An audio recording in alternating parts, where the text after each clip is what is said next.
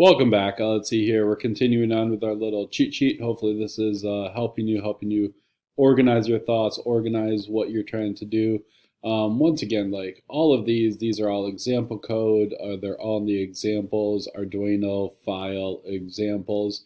Um, and really, I don't expect you to be able to sit down and type any of this. I think that you should be able to sit down and start pulling different lines of code from different programs, putting them into one, and then changing stuff, changing your variables, changing pins, ports, that kind of stuff. Copy and paste, add to it, modify it. That's what we're looking for here. We're not sitting down and just starting to type just from nothing. Okay? All right, so we are up to on the cheat sheet the digital input pull up. Okay, now this is the push button that we used. All right, if you do go to File Examples and Button, you need to have a resistor in there to have it's called a pull down button. Or you can do a pull up button, and the advantage is also if you do a pull up button, the resistor is built into the Arduino. So it just makes it a little bit easier to go ahead and use it. So I'm going to use the digital input pull up right here. Okay, void setup runs through once. I believe this is a new line of code right here, and everything I'm doing is also on the cheat sheet as well, but kind of like the one with colors better. All right, serial.begin 9600.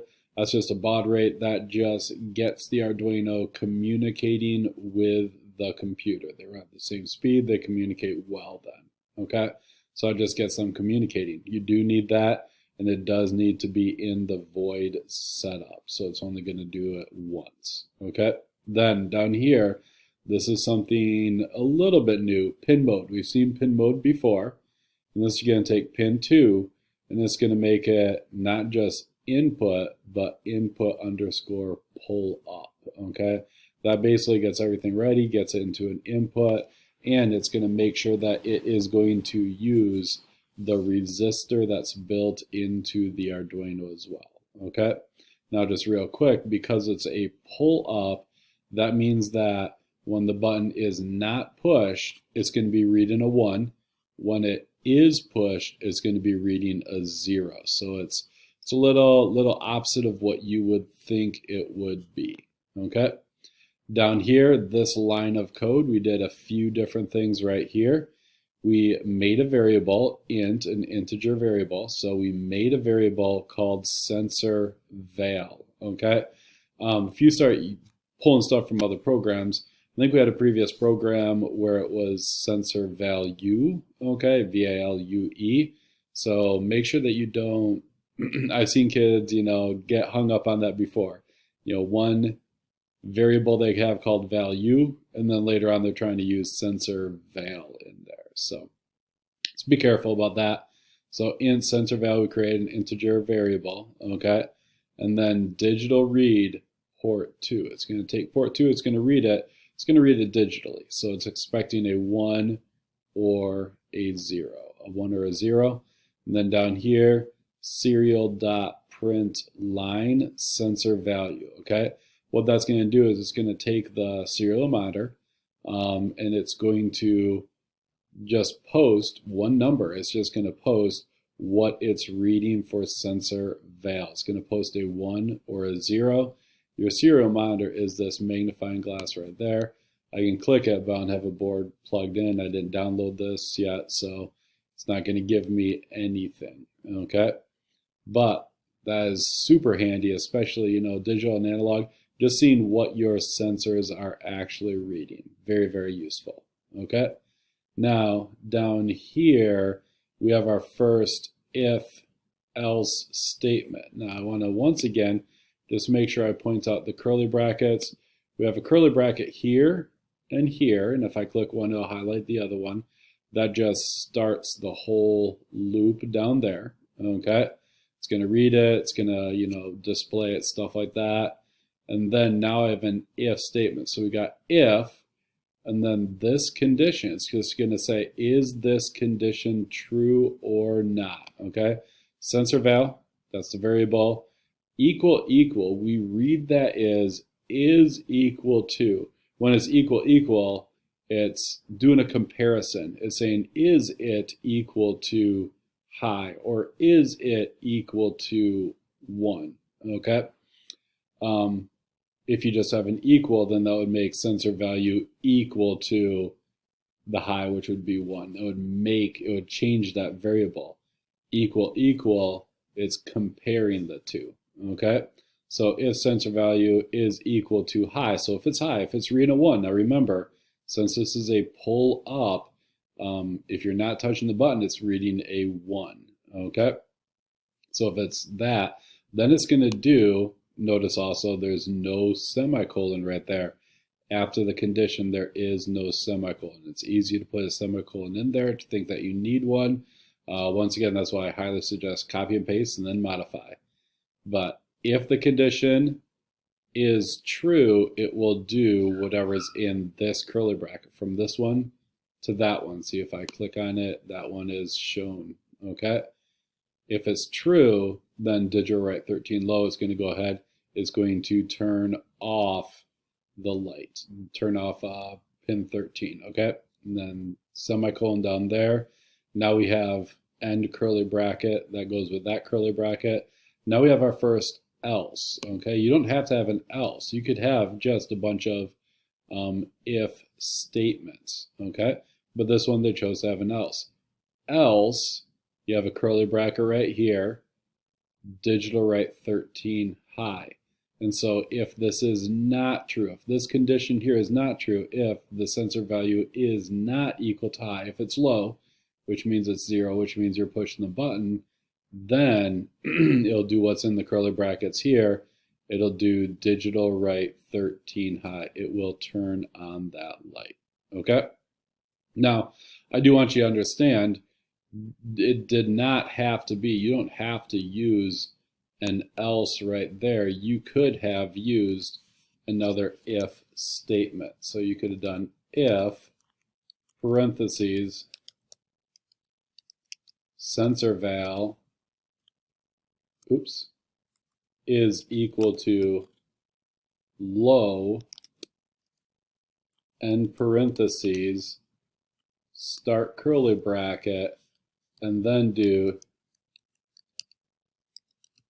digital write parentheses 13 comma high, end parentheses, and I believe we need a semicolon there. Yep. So if sensor value is equal to low, this curly bracket, it'll do whatever inside of that curly bracket. So a lot of people like using if else, absolutely fine. But I just wanted you to see you can have multiple if statements if you want to have those. Okay? All right. See if there's anything else down here. Looking pretty good. That was our digital input pull up. I'm going to go ahead and I'm going to do our, what do I have next? Analog or digital? Analog. So we're going to go ahead and take a look at the analog read serial down there. Okay. Not sure what that was for. Cool. Analog read serial. Very useful, very straightforward. Once again, it's basically just using the serial monitor, this guy right here, so you can see what your analog signals are. Some of the stuff that we use, potentiometers, some of our light sensors. Actually, our light sensor will do digital and analog in the same light sensor. The infrared distance sensors. A lot of the sensors that we use an analog signal, and so it's really nice to be able to see what numbers those things are reading back. Okay, a lot of this is familiar to do. Void setup, serial.begin 9600, get it communicating. Void loop, int sensor value. Okay, that's just what they named it. If you start copying and paste, don't copy and paste this one with sensor val. Okay, so you create a variable, an integer variable, and analog read a 0. So if you look at your Arduino, the analog pins are on the opposite side of the digital pins, and you're going to want to put your sensor, the signal of your sensor, into a 0.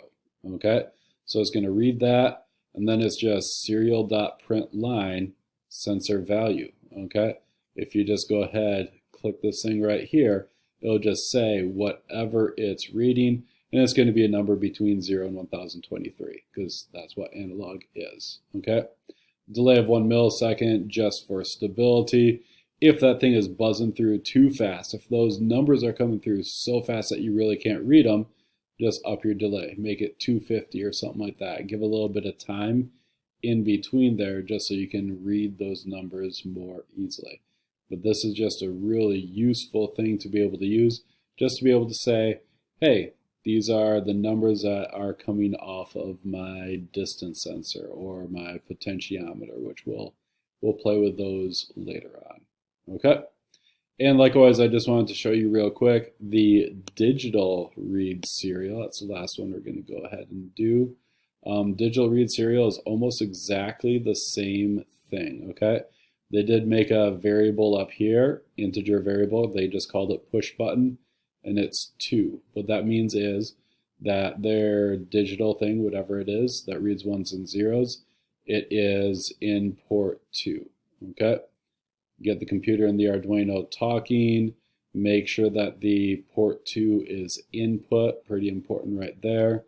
And then down here, int button state, okay, so they just made another variable called button state equals digital read push button. So it's going to digitally read, it's going to expect a 1 or a 0, and it's going to read push button, which we already made was port 2. So it's just going to read port 2 right there, okay?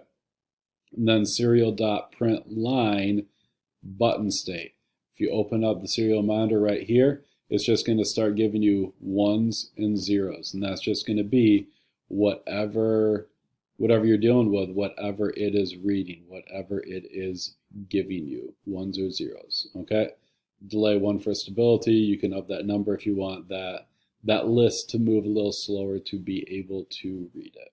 Okay, so there's a nice little cheat sheet. That is a good start. Hopefully this is helpful. Hopefully this helps you, get into it, understand what you're doing. And once again, I don't expect you to be able to sit down and write code, but I do expect you to start being able to pull code from some of these examples and put it together to do new things. Thanks. Have a wonderful day.